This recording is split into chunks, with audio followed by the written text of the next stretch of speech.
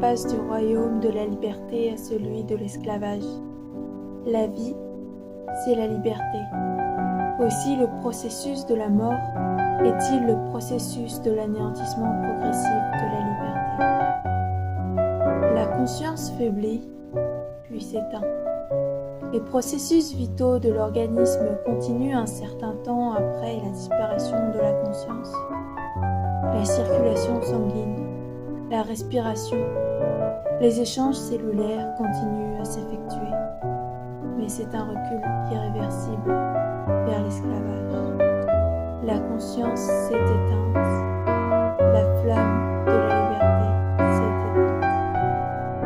Les étoiles se sont éteintes dans le ciel nocturne, la Voie lactée a disparu, le soleil s'est éteint, Vénus, Mars et Jupiter se sont éteints, les océans se sont figés, les millions de feuilles se sont figées, et le vent a cessé de souffler, et les fleurs ont perdu leur couleur et leur parfum, le pain a disparu, l'eau a disparu, la fraîcheur et la chaleur de l'air ont disparu.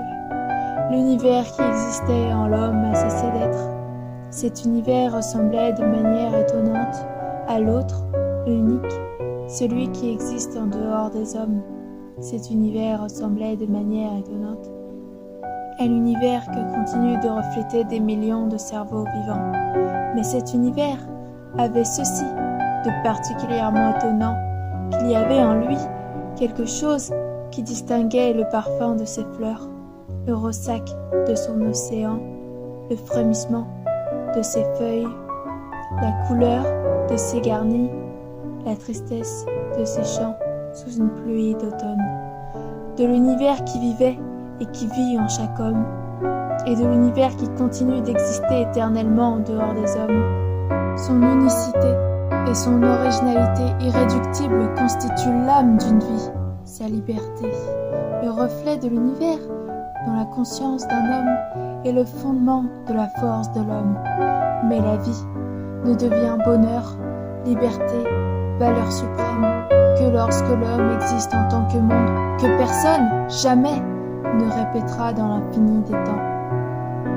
Ce n'est qu'à cette condition qu'il éprouve le bonheur de la liberté et de la bonté, en trouvant chez les autres ce qu'il a trouvé en lui-même.